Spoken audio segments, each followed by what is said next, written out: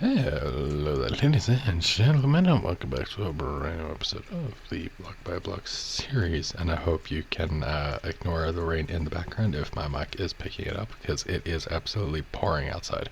Anyways, if you are unfamiliar with the Block by Block series, it is a series where I take one of these mini Shoko boxes, ignore the colored Shoko boxes as they represent Shoko boxes in themselves, and I will take one of these boxes, put it on the pedestal, and I will give you a series of block facts based on the Shoko box on the pedestal. So let us grab our box for today, which looks like it is going to be the last of this row, and get started. And the block for today is kelp, and dried kelp, block, sea kelp, all of that kelp. So let's get started with today's video. Okay, before we do get into this video, is it me or does the kelp look like it's had a texture change? I swear this stuff looks different. Does not normally. I feel it's more detailed than normal.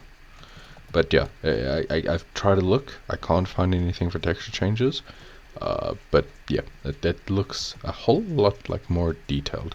Anyways, let's go down with the first fact. Fact number 1. All variants of kelp, this being the one you can find in the ocean, dried kelp, and the kelp block itself, was added all the way in 2018 in the 1.13 update, which was the aquatics update. Fact number 2 is a bit more of a real life fact instead of an in-game fact. But in real life, kelp is not considered a plant. It is classified by scientists as more of an algae than a plant itself. Fact number 3. Kelp, if it is placed by hand, will be given a random age value between 0 and 24. Kelp can be placed only in water source blocks or downward flowing water, but not horizontally flowing water. Fact number 4 is very good for people like me that are either builders or are trying to be builders and learn how to build very good structures. But kelp and lily pads as well, which I will get onto in a later video, both make for very good blocks for when you're trying to build big structures like this dome above seawater, as you can use kelp to put blocks on top.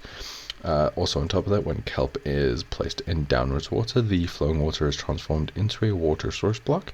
This is obviously very useful for making a fast bubble column elevator.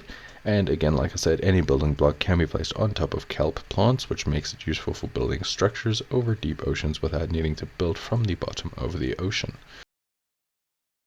Fact number 5. In real life, once again, dried kelp or edible dried seaweed is also actually called kim, as in K-I-M. Fact number 6. An expert level butcher villager will buy 10 dried kelp for a single emerald, which makes absolutely no sense at all. What does a butcher have to do with kelp? I would have expected a farmer, sure. The only possible reason for it I could picture is like kelp is used in some foods, but I don't like sushi and stuff. But then I would have expected like the fishermen to do that. So yeah, I really have no idea what the like connection here at all is. But yeah, an expert level butcher will take 10 dried kelp blocks for a single emerald. So like another 4 of these plus another 2 is 1 emerald block. Something about that just doesn't feel right. That is a lot of kelp. Anyways, ladies and gentlemen, that is all the time I have for today. And if you have enjoyed this episode, please do leave a like and subscribe, as it helps me out a ton. And I will see you all in the next episode. Goodbye.